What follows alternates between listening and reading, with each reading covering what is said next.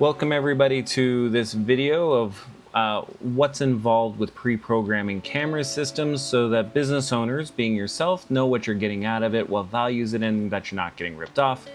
In this video, we're going to be commenting over an unboxing of a large Dahua camera system that includes several different types of cameras. So some 180 Ti cameras, some normal turret cameras, and right now we're looking at the 180 cameras, and a few different switching options as well in there too. So we're getting everything set up here first. Now the reason we do this, the reason why we do the pre-programming is because technically we could just grab all these cameras out of the box, go up into a lift and put them all up around a warehouse and just hope they work. But what happens if they don't? That becomes hours and hours of trying to troubleshoot which camera is where, which one's not working, a bunch of fun. So when we first get our gear, it all kind of comes in pieces. So it also allows us to be able to put it all together and test it in a nice clean environment.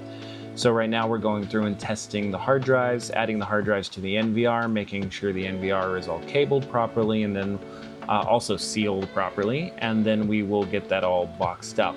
Now, to continue on, when we go through and we pre-program systems, what we're doing is we're ensuring that the system and the hardware all works before we get it to site. Specifically for sites where we're doing stuff that's maybe a little bit further out than a hub, or if we're working with parts that are not just common off the shelf, or in this case, we're working with enough stuff to where it's hard to just go and grab more, then we'll do that. Now, for those of you who are not IT savvy, what we're doing now is the Dahua cameras come on a 192.168.1.108 IP address. They all come through that way. And in this case, we're going to be taking those cameras off of that subnet and moving them to a separate one. So in this one, it'll be that .100 Class C address. So the reason we do that and we don't leave it on the .1 is because as you add new devices within the Dahua ecosystem, they all start on that .1 network, and you can start getting some problems, a little bit of IP conflicts, you know what I mean? Things like that. So what we're doing is we're going through and we're initializing all the systems right now with what's called a config tool. Now, Dahua calls it a config tool. Hikvision and Uniview have their own version of that. Even the higher level, like tier 1 camera systems, have their own version. The idea there is that we can go through and bulk initialize and do bulk IP changes all while we're getting ready. So right now we're doing it on the NVR. We're putting the NVR onto the future network. So it is going to become kind of the hub for that, if that makes sense. Basically, the old .1 subnet and this new .100 subnet won't talk together until all the cameras have been moved to that new .100 subnet. So we're going in, just going through, double checking everything works, and then it's time to get the cameras out and start plugging them all in and powering them all up. Now, Nectarios will look at this and he will tell me, hey, you don't need to take them all out of the boxes. You can leave them in the boxes. Hikvision in particular also have little windows on their boxes where you can actually just get to the Cat6, the RJ45, and plug them in without removing them and opening the boxes at all, which is lovely. We're doing this more for the show here. So basically going through and setting them all up on the desk so you can see, and then we're going back into the config tool and we're going to initialize every single one of those cameras in bulk. So the idea there being is we don't want to have to go through and do every single camera, which if you're up at 64 plus cameras, you don't want to do them all one at a time, web browse in, initialize it, change the IP address, check that it's working. We want to be able to kind of go through and do this as much as we can. So as you can see right now, we've gone through and we have redone all of we're redoing all the IP addresses now. So they're all initialized and we're doing them in sections. So what we're doing is we're taking out specific camera types.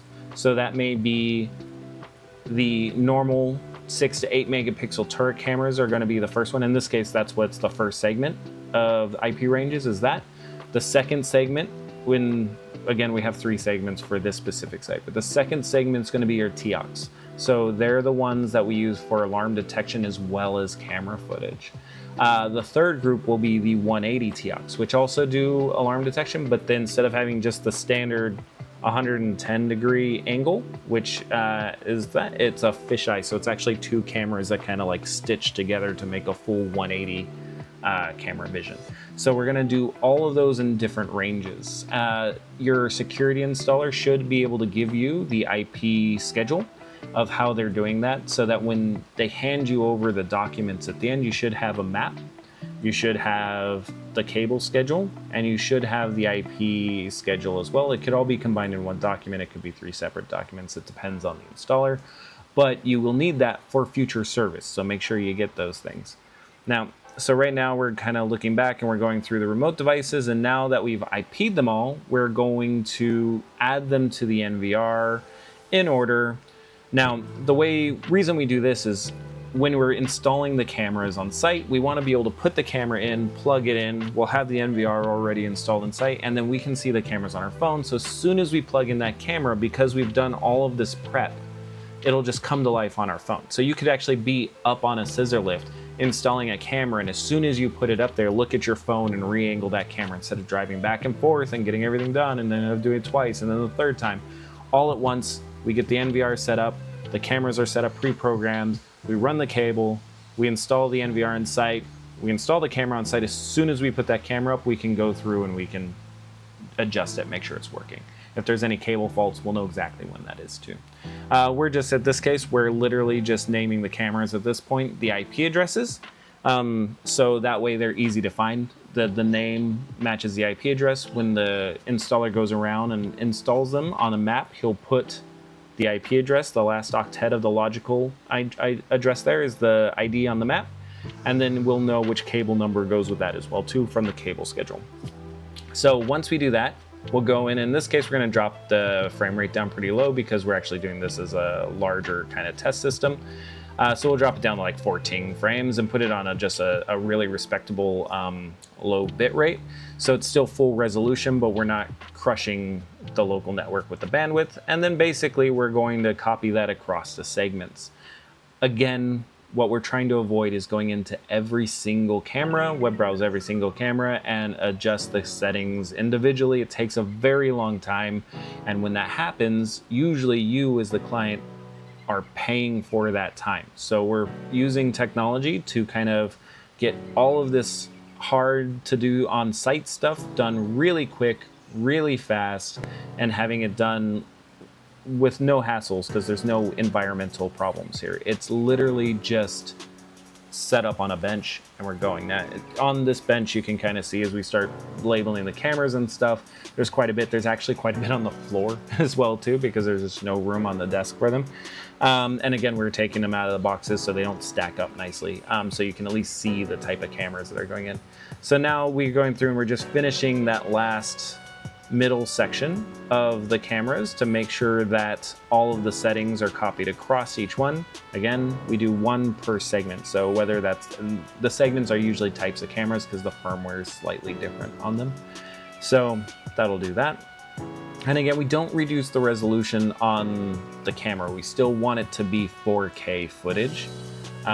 Right now we're just lowering the bit rate so that it specifically, like the substream, doesn't just smash the system. The substream, when the cameras are recording for your system, they have a mainstream, which is full resolution, and what we call a substream. This is a low resolution feed. So even though it's recording at the high resolution, when you look at it on your phone, you're probably seeing the substream just because it's quicker. It doesn't use as much data on your phone. It comes up really quick. We also can use that in the control room so that when we're actioning alarms, it happens. Now what we're doing is we're just going through and we're updating the recording schedule for all of the cameras. What we want as a system is to record 24/7. We have enough hard drive space nowadays, so we want to record 24/7, and we want to record not just the normal 24/7, but we also want it to trigger whenever there's motion or an alarm, which is like the IVS, so your smart analytics. We want that to trigger so the metadata shows up on your search bar. So you can actually have 24 hours of footage, but you can see when somebody walks in front of the camera or when an alarm goes off on that camera. So that's what we're doing there. Last thing we'll do is we fix the time, make sure that the clocks are all working. And then as we're putting everything away, I label the bottom of the camera with the last octet from the IP address that we're giving it.